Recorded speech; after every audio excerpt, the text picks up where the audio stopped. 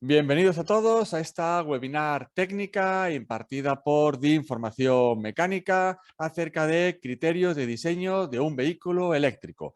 Mi nombre es David Alonso, soy ingeniero industrial especialista en vehículos eléctricos y durante la siguiente media hora aproximadamente vamos a hablar de todo aquello que tenemos que tener en mente a la hora de diseñar un vehículo eléctrico.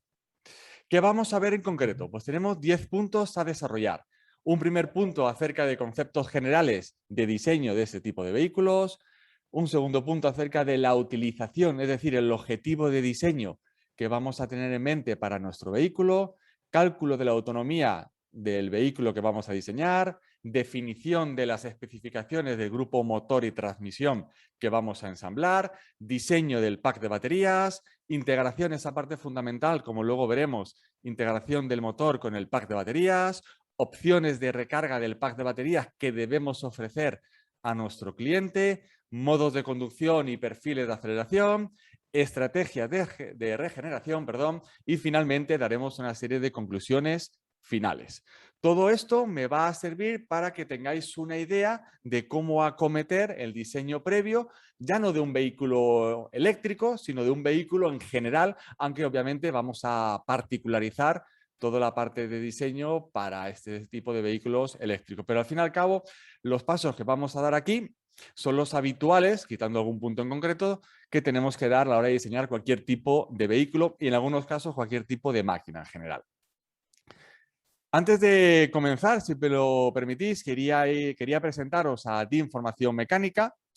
Nosotros, de Información Mecánica, somos un grupo de capacitación, o somos un centro de capacitación y formación técnica para profesionales del sector del automóvil, tanto técnicos de taller, comerciales y asesores, como la rama de ingeniería de diseño y fabricación, así como empresas de flotas y servicios en el ámbito de la movilidad eléctrica. Estamos ubicados en Santiago de Compostela, Coruña, España. Además de nuestras actividades formativas, también proporcionamos asistencia técnica a talleres y empresas en cuestiones relativas a mantenimiento, reparación y diagnóstico de vehículos eléctricos e híbridos, así como asistencia especializada en sistemas de inyección diésel y gasolina. Por otro lado, colaboramos con varias empresas en proyectos de diseño y fabricación y postventa también de vehículos eléctricos, en donde proporcionamos nuestra experiencia tanto en la faceta de diseño y fabricación de vehículos como en la parte de postventa y desarrollo de procedimientos de reparación. Con lo cual, cualquier actuación en el campo de vehículo eléctrico y también en el campo de sistemas de inyección de combustible, pues tenéis a DI Información Mecánica en unión a Diesel Inyección Miadoiro, que es el taller que tenemos en Santiago para cualquier tipo de actividad que necesitéis, apoyo o consulta. Bueno, para no haceros perder más tiempo en presentaciones, pero bueno, era de rigor por lo menos saber quiénes somos a la hora de presentaros esta webinar, vamos a pasar de lleno ya al concepto fundamental que es diseño de vehículos, que por eso estamos aquí. Pues fijaros, lo primero que tengo que tener en mente a la hora de diseñar, en este caso, un vehículo eléctrico, es saber qué componentes, aparte de los habituales en un vehículo, qué componentes específicos necesito tener que definir, dimensionar, comprar o diseñar para poder montar el powertrain eléctrico de este tipo de vehículos. Con lo cual, el primer componente básico y que resulta ser el corazón de un vehículo eléctrico es lo que veis aquí, el pack de baterías. Este pack de baterías va a necesitar, fijaros, un cargador onboard para poder cargarlo. ¿Por qué? Porque al igual que un depósito de combustible, yo tengo un boquerel, una boca de llenado para poder llenar de combustible, diésel o gasolina o el que fuera mi depósito de combustible. En este caso, el cargador onboard vía conector de recarga va a ser la forma mediante la cual yo voy a poder cargar este pack de baterías. Y obviamente este cargador con su conector de carga tiene que ser compatible con las estaciones de recarga que voy a tener en el mercado. Esa parte es muy importante. Yo puedo ser Tesla y diseñar mis propios cargadores y mis propios conectores de recarga, pero si soy un fabricante mucho más modesto, yo necesito adaptarme a la realidad que hay de estaciones de recarga o de infraestructuras de recarga que tengo en el mercado. Bien, aparte de este pack de baterías, ¿yo qué voy a necesitar? Un convertidor. de corriente continua a corriente continua. Este convertidor va a tener la función de transformar, en este caso de reducir el voltaje de los 400 voltios que habitualmente tengo en mi pack de baterías a los 14 voltios de alimentación del circuito de baja tensión, de 12 voltios, de un vehículo de combustión normal.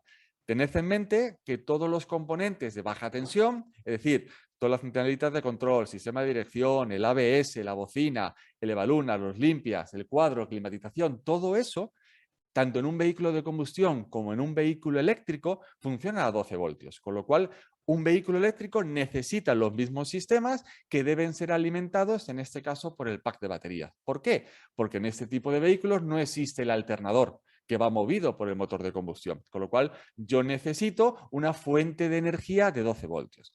Pues por medio de este convertidor soy capaz de reducir la tensión del pack de baterías de esos 400 voltios de tensión nominal a habitualmente los 14 voltios de alimentación del circuito de baja. A partir de ahí, ¿qué voy a montar?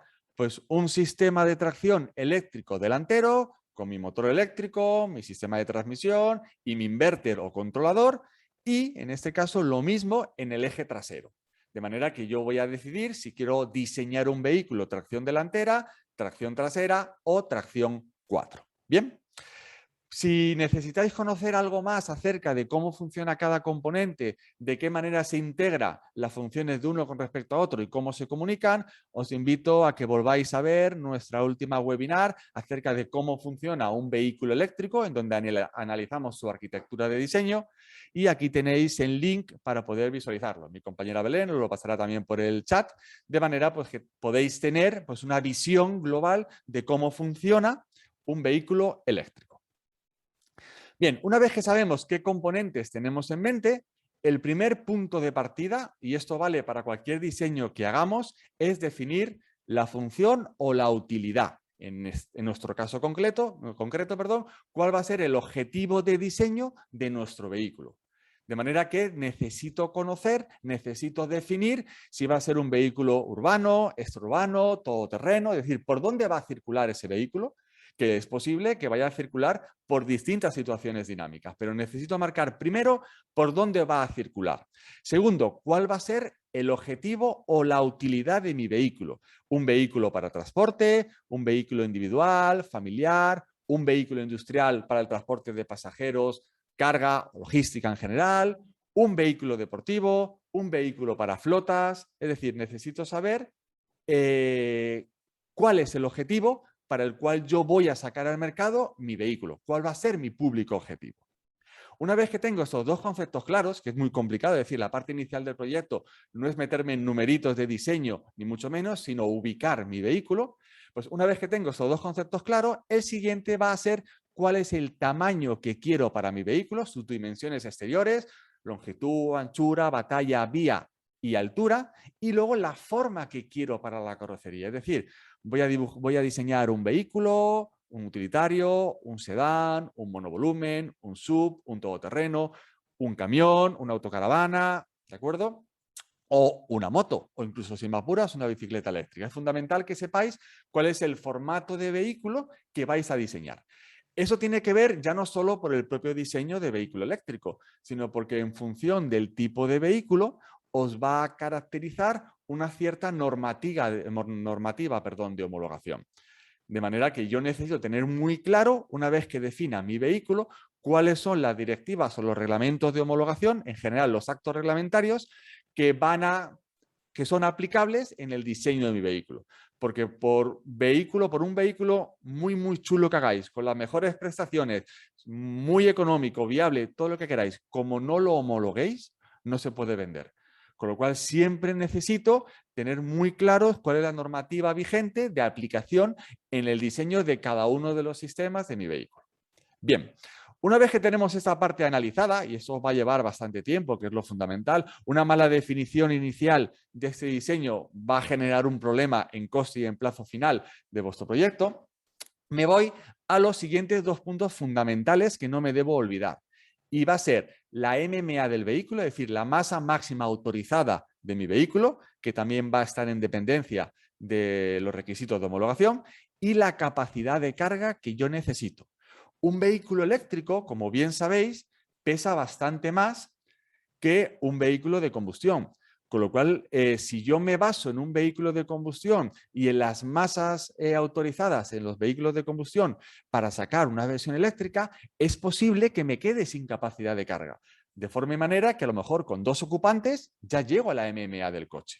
Con lo cual es muy importante definir en función del objetivo de ese vehículo, si es de logística, por ejemplo, no tiene nada que ver si es un vehículo pues, de transporte individual o un vehículo deportivo, pues en función de la capacidad de carga que yo considere que debo ofrecer a mi cliente para que cumpla su función, yo voy a definir qué MMA necesito que tenga en función del tipo de homologación que yo quiera. ¿Por qué es importante en esta parte? Porque el carnet de conducir que me va a permitir conducir mi vehículo va a depender del peso máximo autorizado que tenga ese vehículo.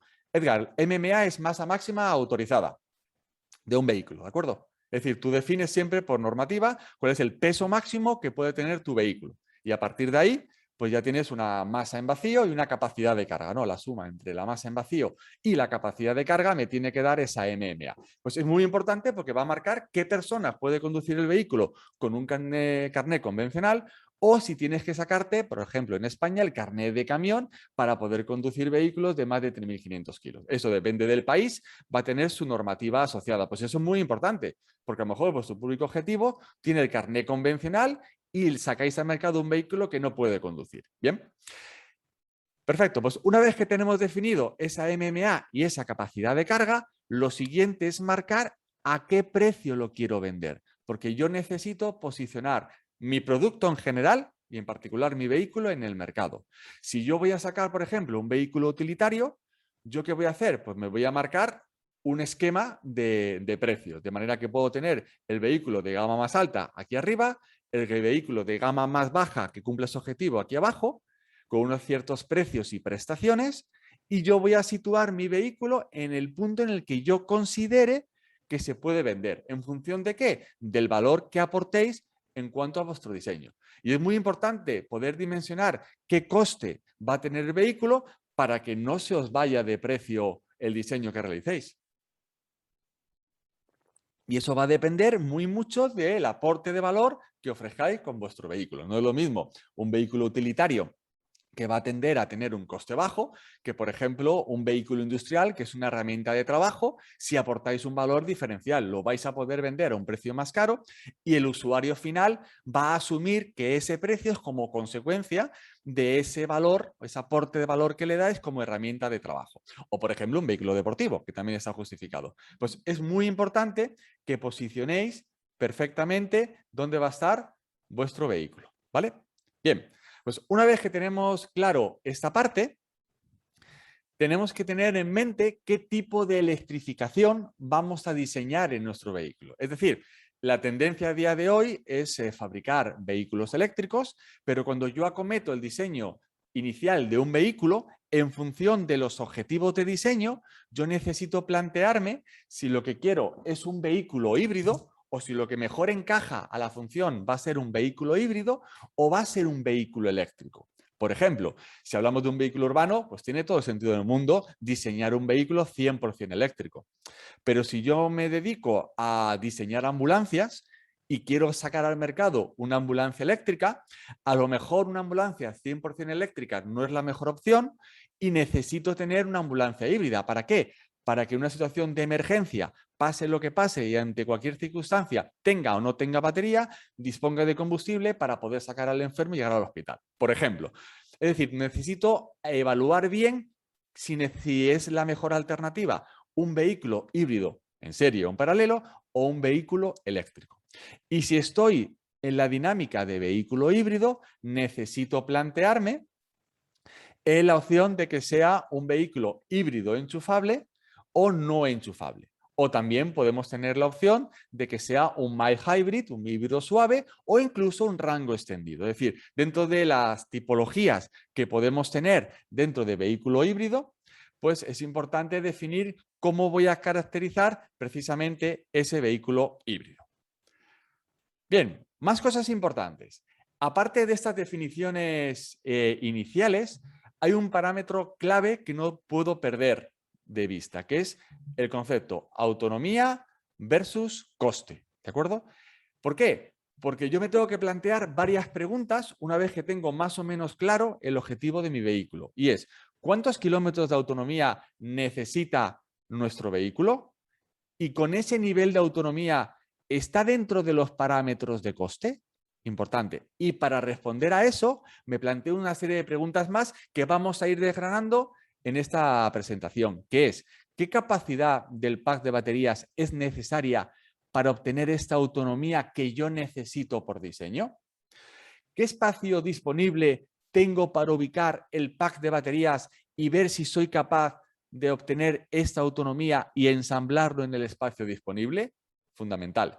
Y una vez que sé, grosso modo, o tengo respuesta a esas preguntas, la siguiente que me tengo que plantear es, y con todo esto, ¿poseo la suficiente capacidad de carga que he definido en este punto?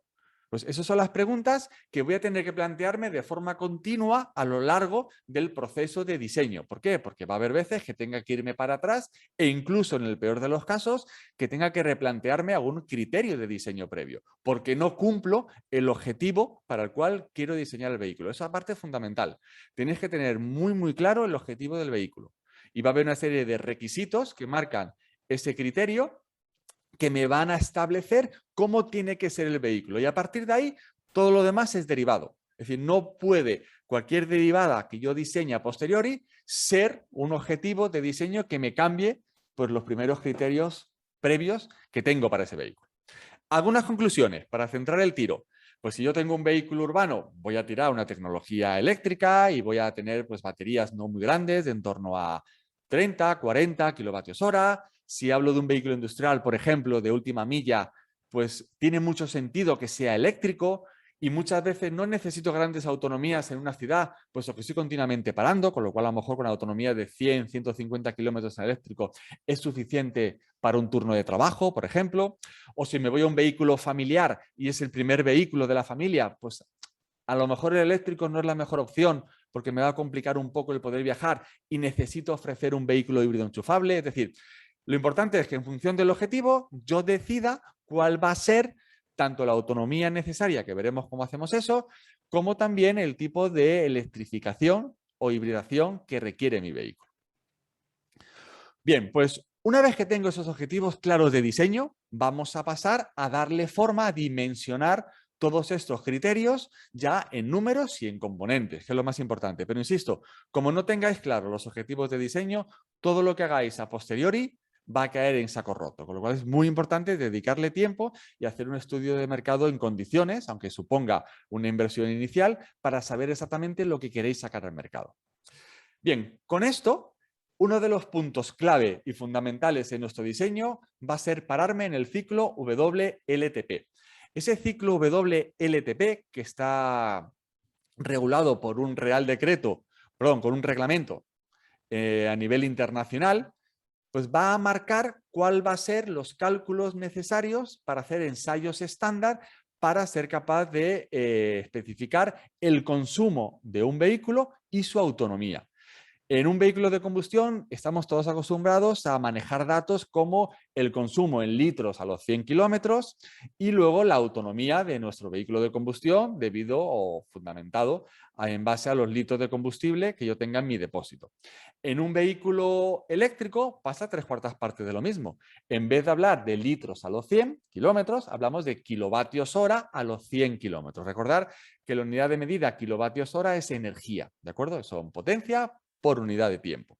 Pues yo necesito marcar cuántos kilómetros de autonomía va a tener mi vehículo y cuál va a ser su consumo en kilovatios hora a los 100 kilómetros. Pues para eso necesito acudir al ciclo WLTP, ¿de acuerdo? El Worldwide Harmonized Light Duty Vehicle Test Procedure. Bien, este reglamento marca cuáles son los procedimientos para que todos los fabricantes puedan dar datos estándar y comparables de consumos y autonomías.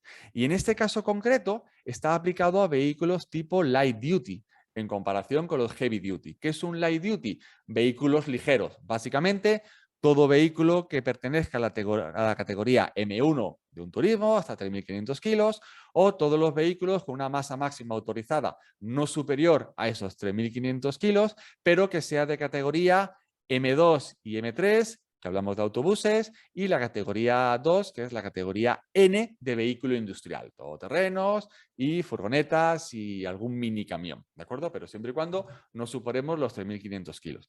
Si mi objetivo de diseño es vehículos de una categoría superior, un heavy duty, entonces me tengo que ir al reglamento W, ya no será un L, sino será un H, un heavy, ¿vale? Para poder conocer los parámetros de diseño, ¿de acuerdo? Bien, ¿por qué os doy la paliza con el ciclo WLTP? Porque a nivel de ingeniería es brutal. ¿Por qué? Porque el ciclo WLTP me proporciona de forma gratuita, sobre todo si sois un pequeño fabricante o estáis arrancando en este mundillo, no vais a tener grandes inversiones, por tanto, el tener fuentes gratuitas fiables es fundamental, pues el ciclo WLTP me va a marcar los perfiles de velocidades estadísticos obtenidos por conductores de toda Europa durante varios años en distintas situaciones o escenarios dinámicos. Con lo cual, de primera, tengo una base de datos para saber qué velocidades y aceleraciones hace un conductor habitual para poder empezar a dimensionar qué potencia necesito para mis motores de tracción. En el caso del ciclo WLTP, me va a marcar 4 escenarios o 4 situaciones dinámicas. Un perfil que denominan low, que sería un perfil de circulación en urbano, de tráfico urbano. Tenemos un perfil medium, que es para extrarradio, circunvalaciones, por ejemplo. Tenemos un perfil high, que tiene que ver con circulación en carreteras nacionales. Y finalmente un extra high, que está asociado a autopistas o autovías. Bien, entonces si nos fijamos en esos perfiles, lo que me va a dar es una gráfica o una tabla, básicamente, en la que tengo distancia recorrida y tiempo transcurrido. De tal manera que conociendo el tiempo y el espacio, soy capaz de calcular tanto la velocidad como la aceleración. Y aquí tenéis los perfiles.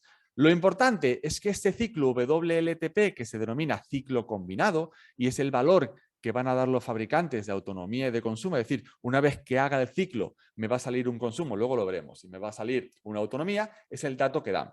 Pero yo además puedo tener el dato del consumo en urbano, del consumo en extraurbano, del consumo en nacional o del consumo en autovía o autopista. De los 23 kilómetros que conforman este ciclo, que en el ensayo se van repitiendo, ¿de acuerdo? Un 33% se tiene en urbano, un 24% en extraurbano, un 25% en carretera nacional y un 18% en autopista o autovía. ¿Qué velocidades medias tiene cada perfil? Pues fijaros, no llega a 20 kilómetros por hora en urbano, que es bastante realista, no llega a 40 kilómetros en extraurbano, en torno a 60 kilómetros en nacional, que sigue siendo bastante realista, y una media de 93 kilómetros por autopista o autovía, llegando a un máximo de 131. Bien, estos son los perfiles habituales que tienen los conductores día a día en las carreteras, teniendo en cuenta pues, toda la comunidad europea. Para que sepamos cuán duro son estos perfiles en términos de prestaciones, os he dejado aquí las aceleraciones máximas que tiene cada uno de los perfiles. De manera que cuando yo estoy en urbano tengo una aceleración máxima de 0,15 Gs, si estoy en extraurbano 0,16, si estoy en nacional 0,17, que va a ser la máxima pensando en un adelantamiento, y si tengo una circulación en carretera, autopista o autovía, tengo 0,10. Los que estáis acostumbrados a trabajar en GES, que los que empecéis a diseñar sistemas de tracción en breve, pues vais a empezar a hablar siempre en GES, en términos de aceleración de la gravedad, para que tengáis orden de magnitud. Fijaros, un vehículo que acelera de 0 a 100 km por hora en 7 segundos, que está bastante bien, hablamos de una aceleración máxima de 0,40 Gs, ¿de acuerdo? ¿Eso qué significa? Que estos perfiles de velocidades no son muy exigentes en términos de prestaciones, pero son prestaciones medias porque tú no estás continuamente con tu vehículo acelerando de 0 a 100 en 7 segundos, con lo cual me va a dar una serie de puntos de potencia que vamos a ver después, nominales, que me van a permitir tener ese punto de partida. ¿Bien? Pues fijaros, gracias a estos perfiles yo puedo sacar una gráfica de potencias necesarias para tracción en cada uno de los escenarios dinámicos, ¿de acuerdo? De manera que ya sé, fijaros, qué potencia mínima necesito, que en este caso, en este ejemplo concreto, eso depende del vehículo y de la masa, ¿vale? Aquí tenéis un pantallazo de un caso concreto. Pues en este caso necesito 60 kilovatios como poco de potencia para ser capaz de realizar este ciclo. Es decir, toda potencia inferior a esta no me va a llegar para que sea un vehículo que pueda hacer el ciclo y que cumpla los mínimos que te pide cualquier conductor, ¿vale? Tengo que deciros que ese ciclo WLTP no tiene en mente ni subidas ni bajadas, únicamente es en llano, es la limitación que tiene, ¿de acuerdo? Con lo cual, esto me vale para tener una primera aproximación de qué potencias medias necesito. Pero más importante que la potencia de tracción mínima que puedo tener, me da otro dato muy importante, y es que me dice, por los cálculos que yo puedo realizar, cuál es la potencia que puedo regenerar. Ostras, eso es muy interesante, porque eso es un dato complicado de conseguir. Vale, sí, pero ¿cuánto regenero de media? ¿Cuántos puedo considerar yo que puedo regenerar en urbano, en exurbano, en nacional o en autopista? Pues aquí ya tenéis un orden de magnitud. Y fijaros que en el mejor de los casos yo puedo regenerar en torno a 40 kilovatios de potencia, lo cual es fundamental para empezar a definir y dimensionar pues, los sistemas de recarga por frenada regenerativa en mi vehículo. ¿De acuerdo?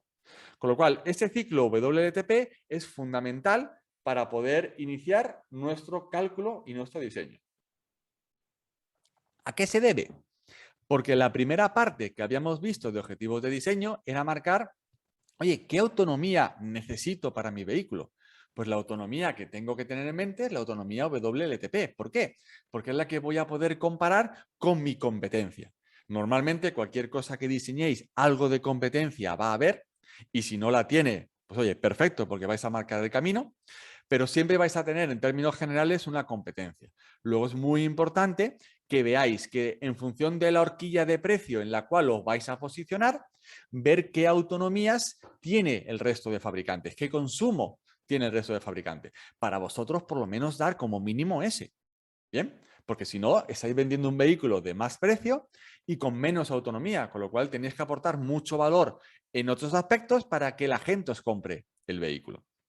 Con lo cual, el ciclo WLTP me marca cómo calcular de esos ensayos o cómo hacer un cálculo teórico, que es lo que yo voy a hacer al principio, un cálculo teórico del consumo en kilovatios hora a los 100 y además la autonomía en kilómetros que va a tener mi vehículo en función de la batería que yo le ponga.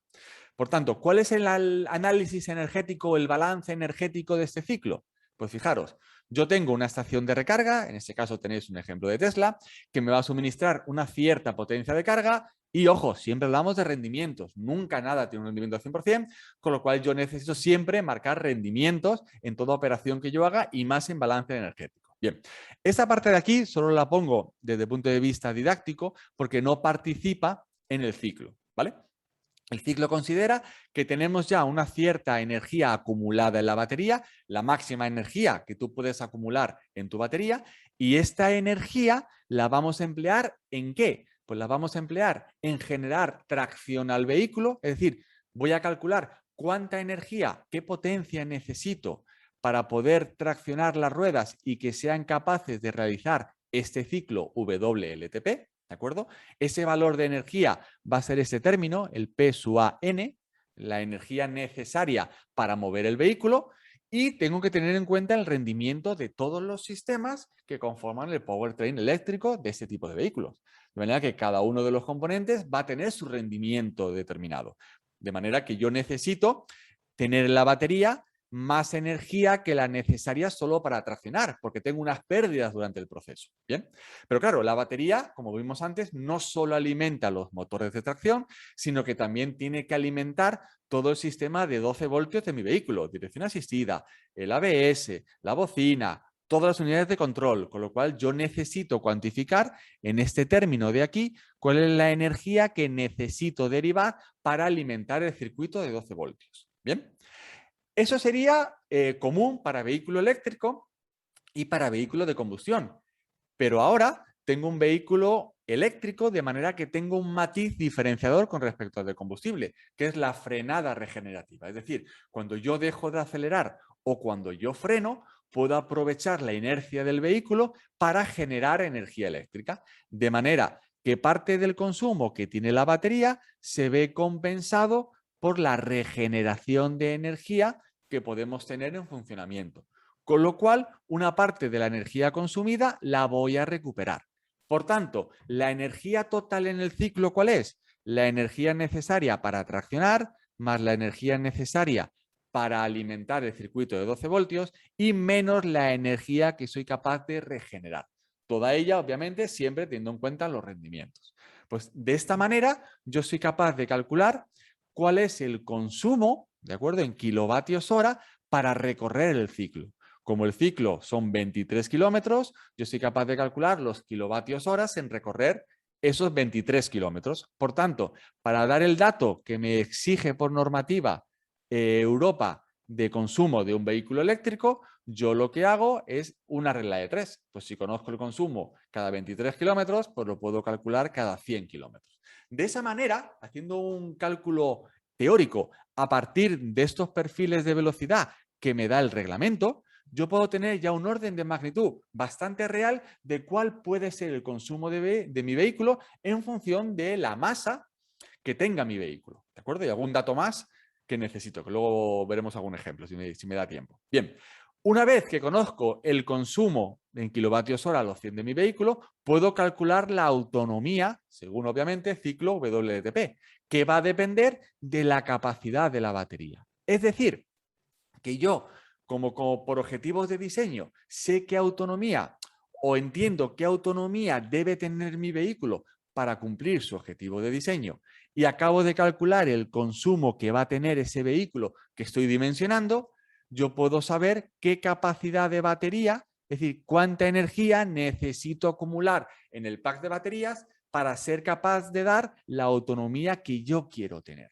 Con lo cual, fijaros, el ciclo WLTP me permite conocer, en base a los perfiles habituales de conducción medios de conductores en Europa, saber cuánto va a consumir mi vehículo una vez que sé las dimensiones básicas y la masa de mi vehículo, independientemente, fijaros, del motor que monte. Ahí no estoy entrando todavía en motores ni en nada.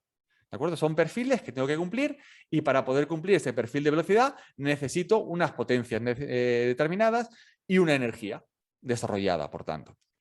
Con lo cual, con ese numerito y de forma gratuita, yo puedo saber el consumo previo de mi vehículo y en función de la autonomía que yo quiera tener, cuántos kilovatios hora necesito de batería. Luego, fijaros la importancia que tiene desde el punto de vista de la ingeniería el ciclo WLTP para poder empezar a sacar datos previos fundamentales en mi vehículo y ver si ese vehículo que estoy predimensionando está en el punto de mercado que quiero que esté en función de su objetivo. ¿Bien? Perfecto. Una vez que conozco estos dos aspectos fundamentales, ahora sí voy a analizar qué prestaciones quiero que tenga mi vehículo. Y ojo, no un vehículo que tenga altas prestaciones tiene que ser el mejor diseño, sino todo lo contrario. Tenéis que adecuar las prestaciones al tipo de vehículo. ¿Por qué? Porque así vais a conseguir un diseño mucho más redondo, tanto en términos de prestaciones o de fiabilidad y eficiencia, como en términos de coste, que al final es fundamental. Ten en cuenta que el coste va a marcar que te compren o que no te compren el proyecto que estás sacando al mercado, ¿de acuerdo? Ya sea un vehículo, una máquina o el servicio que sea. Por tanto, es muy importante ir de la mano de cuánto quiero gastarme en el vehículo para sacarlo a la venta con un beneficio de porcentaje que corresponda para no pasarme en mi diseño, ¿vale? Ir continuamente viendo cómo estoy de presupuesto. Pues bien, para poder definir las prestaciones, yo lo que voy a hacer es marcar cuáles son los puntos críticos mínimos necesarios que debe cumplir mi vehículo. ¿Y cuáles son esas o esos puntos? Pues fijaros, os he dejado aquí una tabla con los más importantes, ¿de acuerdo? Eso es lo que normalmente arrancamos como punto de partida y luego ya metemos muchos más en la nube de puntos. Pero esos son los mínimos. ¿Cuáles son? Velocidad máxima, que sería la velocidad máxima del vehículo. Imaginaros que aquí tengo un vehículo tipo turismo, ¿de acuerdo? Con lo cual, velocidad máxima 200 km por hora. Eso lo tenéis que marcar vosotros en función de lo que queráis hacer, que sois los fabricantes. Una velocidad máxima mantenida de forma continua de 120 km por hora. ¿Eso qué significa? Eso es muy importante, porque en función del diseño del vehículo, tú lo vas a diseñar para que esté a una cierta velocidad un porcentaje muy elevado del tiempo. Por ejemplo, si yo tengo un vehículo familiar para viajar, pues voy a estar casi siempre en autovía, con lo cual yo voy a estar casi siempre a 120 o 130 kilómetros por hora. Si yo tengo un vehículo urbano, pues yo voy a tener una velocidad máxima mantenida de forma continua mucho más pequeña. A lo mejor son 30 o 40 kilómetros por hora durante el porcentaje más elevado del tiempo de conducción. Pues es muy importante que marquemos esa velocidad. ¿Para qué? Para que el pack de baterías y los motores eléctricos se sientan muy cómodos, es decir, estén en el punto de máxima eficiencia justo a esa velocidad y en un intervalo entre esa velocidad para arriba y para abajo. ¿Para qué? Para que en función del objetivo de diseño del vehículo, que te marca unas velocidades nominales habituales, pues tu sistema esté optimizado para trabajar en ese intervalo. ¿Vale? Si yo diseño un vehículo para trabajar a 120 kilómetros por hora y resulta que solo va a circular en urbano, voy a estar en un rango de eficiencias muy malo, porque tengo el máximo de eficiencia en una situación que nunca voy a alcanzar. Con lo cual, mi vehículo no va a estar bien diseñado. Va a tener mala autonomía, poca autonomía y va a tener un consumo muy elevado. Luego, no me vale. Es un dato muy importante. A partir de ahí, voy a marcar aceleraciones.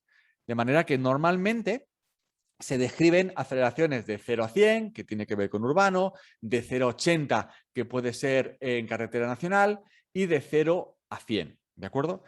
Esto además sale mucho en revistas del motor, de manera que es muy posible que vuestro diseño pues, sea criticado por una revista del motor y lo van a comparar con el resto de vehículos. Con lo cual es muy importante que estos valores, aunque solo sea por la publicidad que vais a tener del vehículo, estén en números con aquellos vehículos que os vais a comparar. ¿De acuerdo?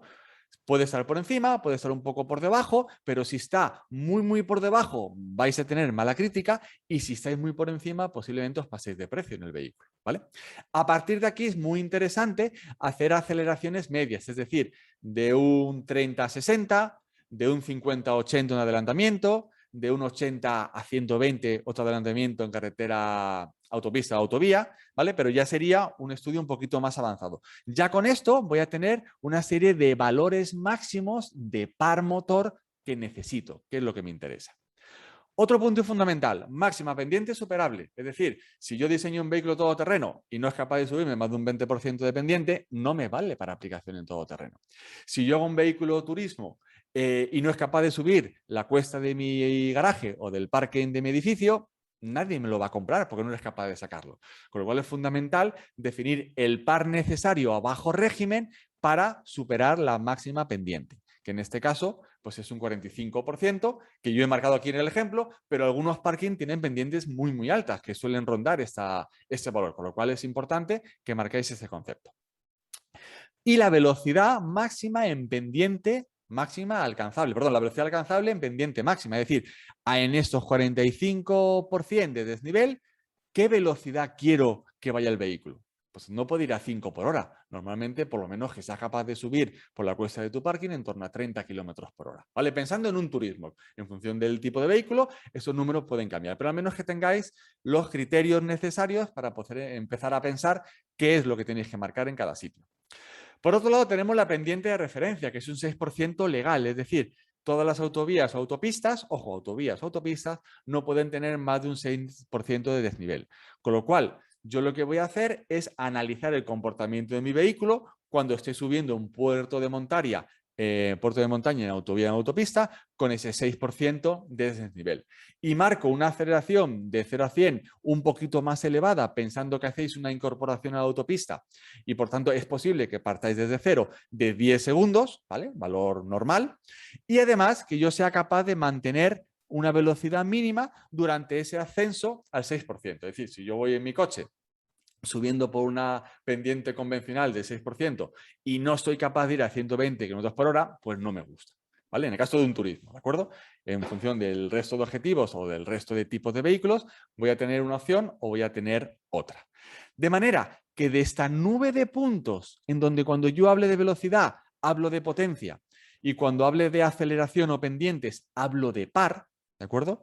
Y encima estoy dando valores de par y valores de velocidad, por tanto estoy dando valores de potencia y par en función de régimen de revoluciones de motor, yo puedo tener una curva muy aproximada de potencia y de par de los motores que yo necesito. ¿De acuerdo? Por tanto, voy a poder sacar cuál es la potencia nominal y en qué rango de revoluciones se produce, potencia nominales de velocidades máximas contenidas y dependientes normales. Voy a tener el par nominal como consecuencia de alcanzar esas velocidades y luego voy a tener una serie de potencias máximas y pares máximos relacionados con velocidad máxima, aceleraciones máximas y pendientes máximas que yo quiero superar. Y finalmente, este rango máximo de velocidad me va a dar las revoluciones máximas de mi motor y luego las revoluciones mínimas, que van a ser 0 en condiciones normales, pero que yo necesito tener par a un mínimo número de revoluciones para ser capaz de superar una cierta pendiente. Con lo cual, a partir de aquí, yo ya empiezo a dibujar una primera curva de motor que me va a servir o bien para yo diseñar ese motor, si acometo ese proyecto de diseño, o bien empezar a buscar motores eléctricos que empiecen a cumplir con esas prestaciones iniciales que yo necesito. ¿Bien? Vale, veo algunas preguntas por el chat, todas esas las respondemos después, ¿de acuerdo? Para poder tener un poquito de continuidad y luego las respondemos a todas. Bien, con esta primera curva que yo tengo de curva de par y de potencia de mi motor, lo siguiente que debo decidir es cómo monto mis motores de tracción. Me voy en una configuración de motor central, de manera que tengo un motor en eje delantero y un motor en eje trasero, o solo tracción delantera o solo tracción trasera. Por tanto, ese motor eléctrico necesito dotarle de una transmisión. Ojo, todo vehículo eléctrico no tiene caja de cambios como la que tenemos en mente a día de hoy, ni manual ni automática. Lo que tiene, fijaros, como veis aquí, es una reductora, ¿vale? Voy a hacer aquí un pequeño zoom. Es una reductora, ¿vale? Es decir, tengo el eje de salida del motor y tengo una reductora simple que siempre está acoplada, ¿vale? Por tanto, aquí no hay cambio de marchas, aquí no hay convertidor y aquí no hay un embrague. De manera que casi todos los vehículos eléctricos disponen de una reductora, aquí tenéis el ejemplo de un Tesla, pero esto vale para cualquier diseño de vehículo eléctrico, una reductora para adecuar básicamente el nivel de revoluciones de mi motor al nivel de revoluciones de giro de las ruedas, que es lo que yo quiero conseguir, ¿vale? En algunos casos, como puede ser el Porsche Taycan o como puede ser pues, las nuevas versiones de Audi e-tron, pues estamos hablando de que tienen una pequeña caja automática de 2 velocidades, ¿vale? Pero que el usuario no va a ser capaz de gestionar, sino que se va a gestionar de forma automática. Pero son casos muy, muy concretos. En algún caso, un vehículo industrial tipo camión o autobús puede requerir 1, 2 o incluso 3 marchas en función de cómo se tenga que mover. Pero cualquier vehículo eléctrico convencional que tengamos hoy en día en el mercado va a tener esta reductora. Bien, a partir de aquí tengo mi diferencial y los palieres que comunican el movimiento a las ruedas. Pues o elijo una configuración de motor central o bien elijo una configuración de motor en rueda, en la cual yo voy a situar, fijaros, un motor atornillado directamente al buje del eje delantero o al buje del eje trasero. De manera que aquí no tengo ningún tipo de transmisión, no tengo diferencial y no tengo tampoco palieres. Es decir, ahorro bastante en el diseño, pero lo que estoy generando es un pequeño motor que a día de hoy son muy, muy potentes, incluso más que esos motores centrales, ¿vale? En este punto, con una serie de ventajas e inconvenientes que luego, si queréis, podemos comentar o que haremos alguna webinar también a mayores para que entendáis la diferencia. Pues es el siguiente punto que necesito definir. Con esto claro, porque no es lo mismo las revoluciones que necesito aquí, que tengo una caja de transmisión para adecuar las revoluciones de motor al giro de las ruedas, que un motor en rueda que ya tiene que girar a una velocidad que me permita tener entre 0 y 200 kilómetros por hora habitualmente en un vehículo, ¿vale? Para aprovechar todo el rango. Por lo cual, en función del tipo de motor, yo puedo ya empezar a pensar cuál es la curva que yo necesito para conseguir las prestaciones que he diseñado en un paso anterior en mi diseño, en mi proyecto, ¿vale? De manera que yo o bien busco motores convencionales que pueda haber en el mercado y ver si las curvas de par y potencia nominal y las curvas de par y potencia nominal y máximo cumplen con mis requisitos o más o menos cumplen con mis requisitos, o de los 2, 3, 4 motores a los que puedo acceder, ver qué prestaciones consigo con ellos y por tanto verificar qué grado de confianza me genera esta tabla o con qué grado de fiabilidad yo consigo los parámetros que he definido en esta tabla, ¿vale? De manera que tengo ya mi curva de motor seleccionada. Con esta curva de motor, fijaros, y con el consumo y la autonomía que saqué, por el ciclo WLTP, me puedo meter de lleno en el diseño del pack de baterías. ¿Por qué? Porque con esta autonomía, este consumo y esta potencia que debo alimentar, yo ya soy capaz de definir los parámetros fundamentales que van a definir un pack de baterías. ¿Cuáles son estos? Pues la capacidad del pack de baterías, que ya la he estimado al calcular la autonomía en kilovatios hora, la tensión del pack de baterías. ¿Por qué? Porque si yo ya tengo preseleccionado un motor eléctrico, ya sé a qué tensión funciona. Por tanto, yo necesito una batería que sea capaz de generar esa diferencia de tensión de alimentación a mi motor o a mis motores eléctricos. Por tanto, tengo definida, grosso modo, la tensión de la batería. Y a partir de ahí necesito definir cuál va a ser la intensidad nominal de descarga del pack y la intensidad máxima de descarga. Fijaros que habíamos hablado en que a mí me interesa conocer cuál es la velocidad máxima mantenida para calcular una potencia nominal y que la batería se sienta cómoda en esa situación. Y lo mismo a máxima potencia o máximo par. Con lo cual yo aquí ¿qué defino?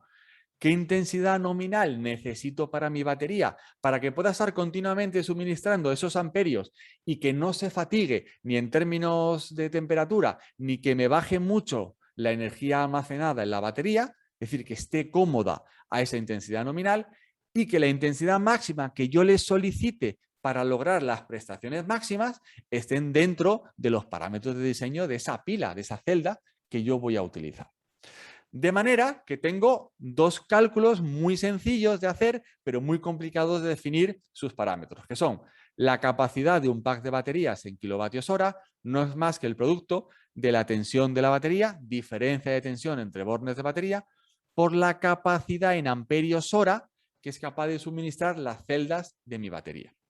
Y por otro lado, la potencia que es capaz de suministrar mi batería va a ser el producto de la tensión de batería por la intensidad nominal para obtener la potencia nominal de alimentación del pack de baterías o la intensidad máxima para conocer la potencia máxima que puede alimentar mi batería, ¿de acuerdo? Para poder dar alimentación a los motores y lograr las prestaciones que yo quiero. Con lo cual, fijaros que de este calculito sencillo que hice WLTP y las estimaciones que he hecho para llegar a una curva o una precurva de motor, yo puedo calcular, fijaros, la tensión de batería y la capacidad de las celdas y saber qué potencia tengo disponible. ¿Por qué?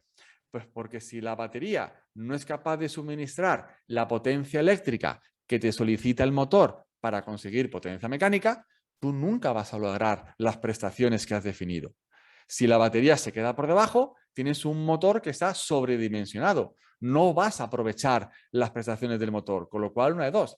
O cambias el motor a prestaciones más bajas o necesitas aumentar la potencia de la batería por medio de un posible cambio de celda en cuanto a su química o tamaño de batería. En concreto, una vez que yo conozco esas potencias de baterías máximas que tengo disponibles, pues yo necesito definir qué tipo de celda voy a emplear en mi vehículo, una celda cilíndrica, prismática o de tipo pouch, qué química voy a emplear, porque en función de la química me va a dar unas prestaciones determinadas, me puedo ir unas celdas de fosfato de litio, me puedo ir una celda de tipo NMC, estas dos son las más habituales, me puedo ir una NCA, me puedo ir una polímero de litio, me puedo ir a unas antiguas del todo de cobalto, es decir, en función de la química que yo elija o que yo pueda obtener, voy a tener, fijaros, una curva de prestaciones, una curva de descarga. Me va a decir, oye, ¿qué intensidades de descarga te permiten estas celdas en función del voltaje de la pila? Es decir, en función de la energía acumulada. Con lo cual yo de aquí voy a poder calcular cuál es la capacidad de las celdas. En función de cómo las empaquete, ¿de acuerdo? Pues yo voy a poder tener una configuración del pack de baterías que me va a marcar cuántas celdas necesito, cuántas pilas necesito, cuántas conexiones en serie necesito hacer para obtener la tensión total de batería y cuántas conexiones en paralelo necesito hacer entre las celdas. Aquí tenéis una conexión en paralelo, ¿vale? Cuántas conexiones en paralelo necesito para conseguir los amperios hora totales que necesito para mi pack de baterías. ¿Cuáles eran esos amperios hora totales que necesita mi pack de baterías? Pues fijaros, la división o el cociente entre la energía que yo necesito por WLTP partido por la diferencia de tensión que he definido para mi batería. Cosas que ya conozco en esta parte de aquí. La capacidad, porque en función de la autonomía WLTP ya conozco ese valor. Y por otro lado, la tensión del pack de baterías. ¿Vale? Por tanto, de esta manera yo puedo empezar a hacer una predimensión o un predimensionamiento de cómo va a ser mi pack de baterías y cuántos módulos voy a definir en mi pack en función de la forma que tengo de empaquetado. Por ejemplo, aquí tenéis una batería de Tesla en este caso, para seguir con el ejemplo, pero podría ser cualquier otro, con 16 módulos. Aquí hablamos, fijaros, para que tengáis orden de magnitud de celdas cilíndricas, 7000 pilas aquí metidas, divididas en estos 16 módulos, y estamos hablando de un peso de en torno a 900 kilos de batería, para que tengáis un orden de magnitud, ¿de acuerdo? De qué estamos hablando. Es muy importante que cuando hagáis este predimensionamiento, ¿de acuerdo? Os paréis a pensar, ojo, este pack de baterías con estas dimensiones de largo, ancho y alto, ¿cogen en el espacio que tengo disponible en mi vehículo? Fundamental. O sea, para que tengáis un orden de magnitud, el espacio disponible, grosso modo, que podéis tener en un vehículo es un largo no superior a la batalla del vehículo y un ancho no superior a la vía. Todo lo que ya supere eso de primeras no vale. Luego, obviamente, fijaros, tenéis que definir un espacio un poquito más reducido para que os coja el eje delantero, el eje trasero y el dimensionamiento del bastidor, ¿de acuerdo? Como podéis ver aquí. Con lo cual es muy importante que tengáis esta fotografía en mente siempre. No vaya a ser que tenéis un equipo diseñando el bastidor, tengáis otro equipo diseñando el pack de baterías y de repente sea más grande la batería que el bastidor. O al revés, que el bastidor sea inmensamente más grande de la batería que necesitéis. Con lo cual es muy importante que siempre os paréis en, oye, ¿me coge o no me coge el pack de baterías en mi bastidor? Otro punto importante es el sistema de refrigeración. Chicos, fundamental. Tengo que refrigerar todo. Motores, convertidor, cargadores y, fundamentalmente, pack de baterías. A día de hoy tengo 3 opciones de refrigeración. Refrigeración por aire, refrigeración por líquido o refrigeración por bomba de calor. ¿Vale? Muchos tendréis en mente, ¡buah, la peor es refrigeración por aire! No, esa es la mejor, porque es la más barata. Es decir, tenéis que calcular los requisitos térmicos de vuestro pack de baterías. Y para eso tengo que hacer un estudio, un balance térmico de mi pack de baterías, que eso es otro cantar un poquito más complicado. Y en función de los requerimientos térmicos que yo requiera para mi batería, en función otra vez del perfil de velocidades que vaya a hacer mi vehículo, yo calculo si por aire soy capaz de hacerlo. ¿Vale? Si no soy capaz de hacerlo por aire, que es lo más económico y lo más sencillo, entonces barajo una refrigeración por líquido, que es un líquido refrigerante como el que tenemos en los motores, ni más ni menos. Una disolución al 50% de agua más glicol. ¿Bien? ¿Por qué? Porque eso es muy económico y lo tengo implementado en todo vehículo, con lo cual tengo sistemas de sobra para poder montarlo. Y si con esto no me llega o considero que no es lo suficientemente eficiente, entonces me voy ya al sistema más caro, que es el de bomba de calor. Que grosso modo, ¿qué es? Montar, fijaros, un evaporador dentro del pack de baterías que con un gas refrigerante de climatizador, del climatizador de vehículo, del compresor de aire acondicionado, genera aquí el cambio de estado, absorba calor del interior, genere el cambio de estado a vapor y de ahí me vaya al compresor, pero gracias a ese cambio de estado, como sucede en el evaporador de la cabina de conducción, del habitáculo de conducción de un vehículo convencional, absorbe el calor del aire interior del pack de baterías y por tanto de la celda, la está refrigerando, ¿de acuerdo? Hago el cambio de estado y ya me voy al compresor para comprimirlo, condensador, etc, etc, etc, ¿vale? Con lo cual, si veis un vehículo que tiene una refrigeración por aire, no es que sea algo mal hecho, no, es que los cálculos que se han hecho te da que para los requisitos del vehículo con aire me llega, perfecto, ¿de acuerdo? Con lo cual tenéis que ir siempre viendo qué necesitáis para iros a lo que sea más eficiente y teniendo en cuenta pues que va a aumentar mucho el coste, de aquí hasta aquí, pues eso es un coste mayor. Bien, con todo esto, un paso fundamental. Tengo un motor, tengo una batería, ¿de acuerdo? ¿Es capaz de suministrar la batería la potencia necesaria para ser capaz de cumplir los criterios de potencia y par de mi motor? ¿Sí o no?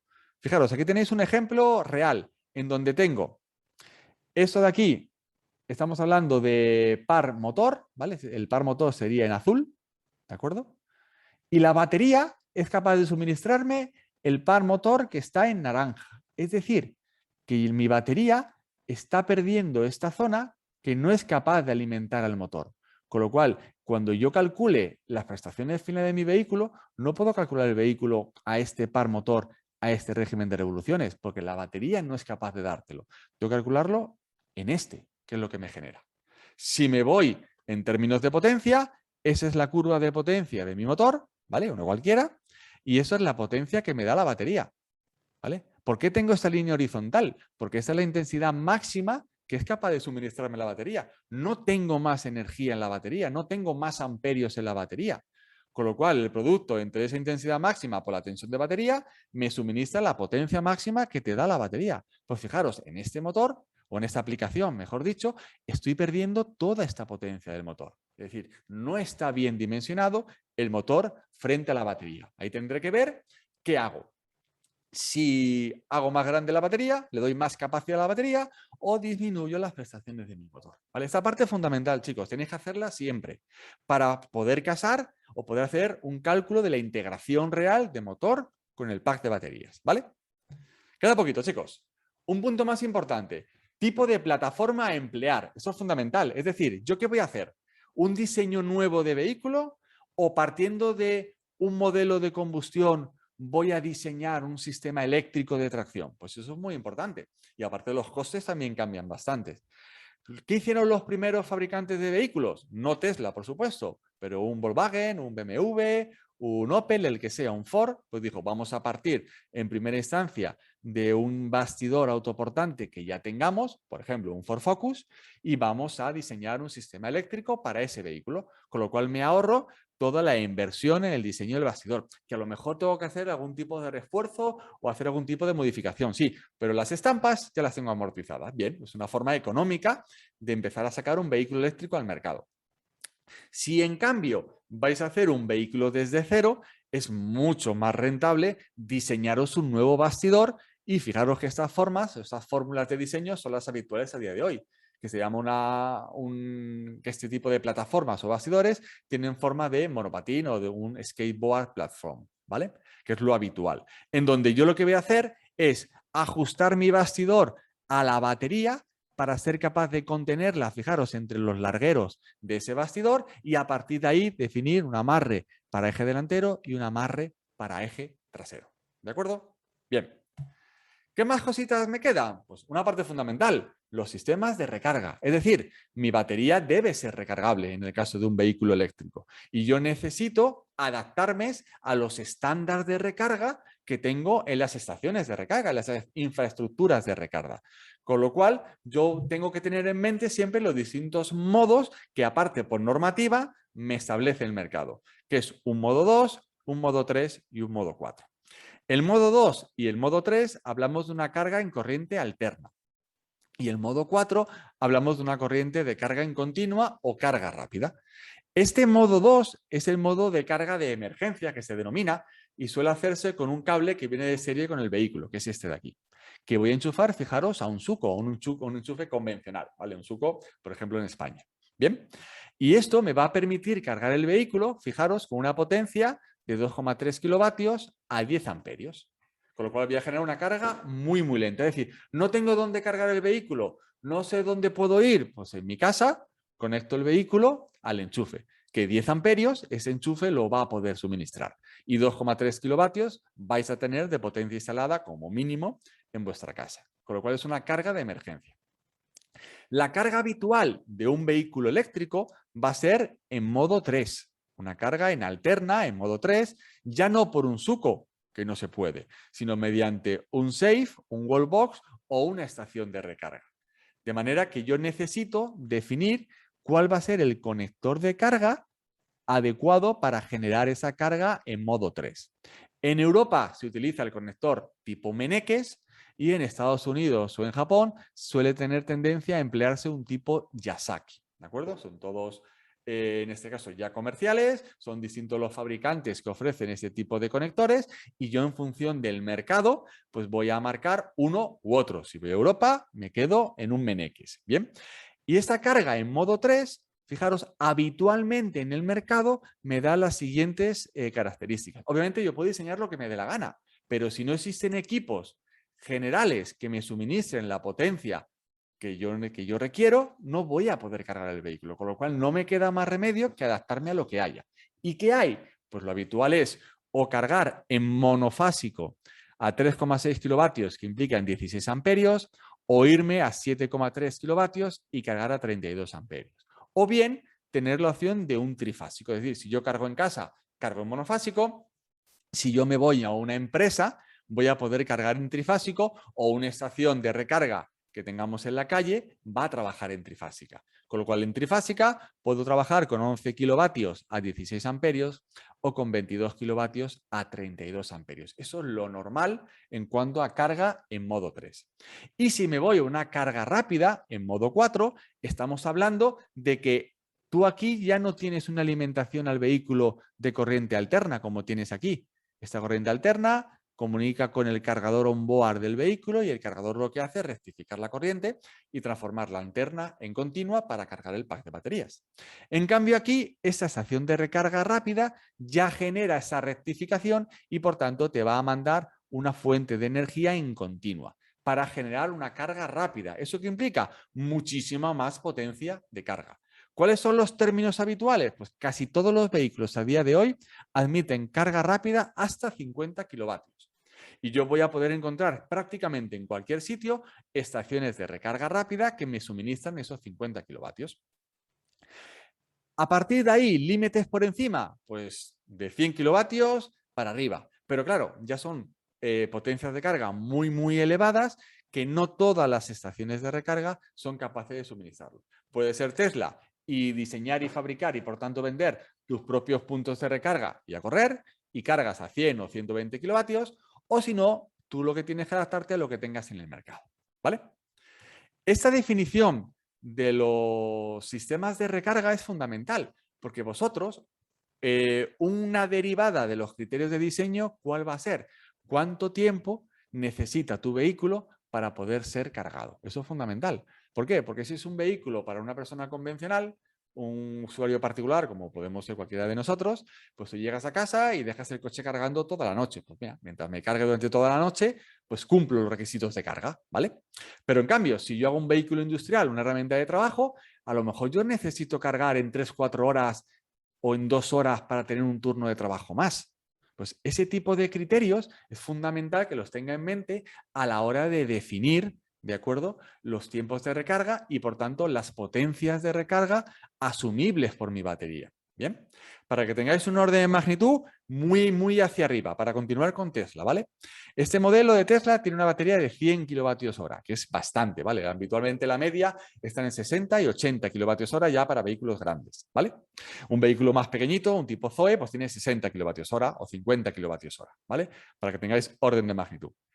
Pues fijaros, si yo necesito cargar al 100% la batería desde la batería descargada, si cargo en la carga de seguridad en ese modo 2, necesito 48 horas.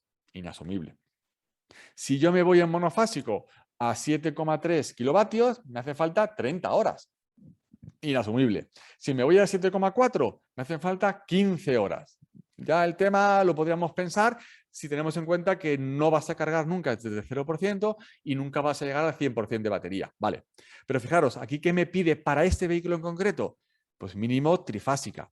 11 kilovatios que me cargan 10 horas o 22 kilovatios que me cargan 7.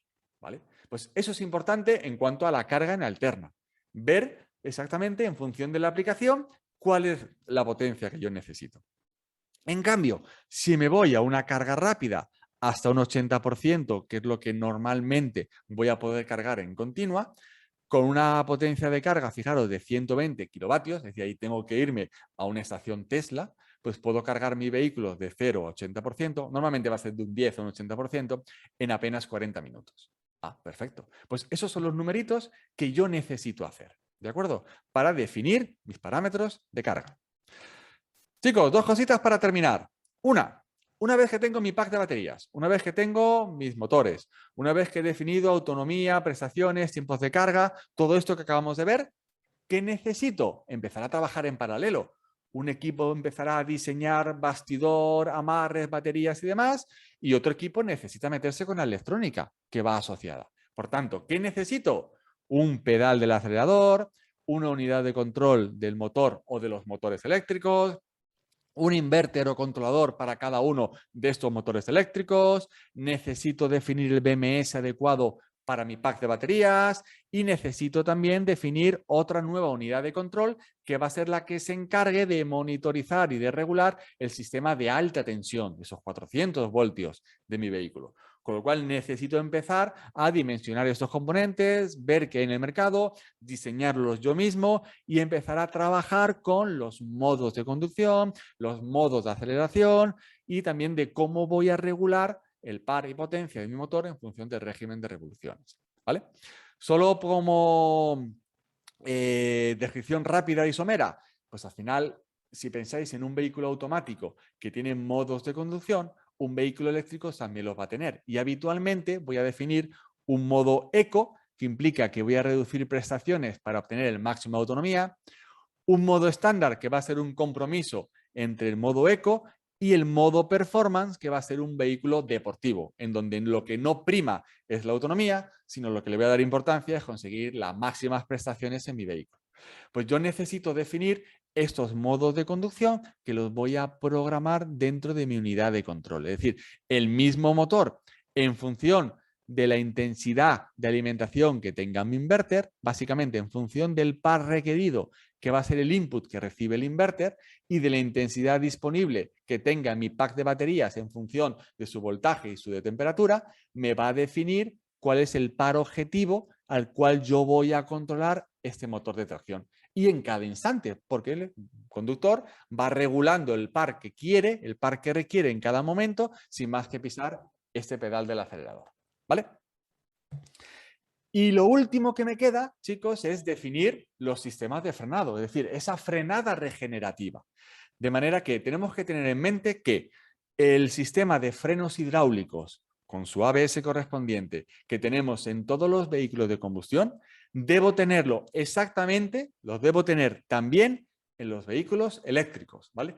Por mucho que tenga frenada regenerativa, yo no puedo eliminar el sistema de frenos hidráulicos. ¿Por qué? Porque no siempre puedo regenerar. Yo solo puedo regenerar cuando la batería admite carga y está en condiciones de admitir carga. Si la batería no admite carga, yo no puedo regenerar. Por tanto, no genero una frenada regenerativa.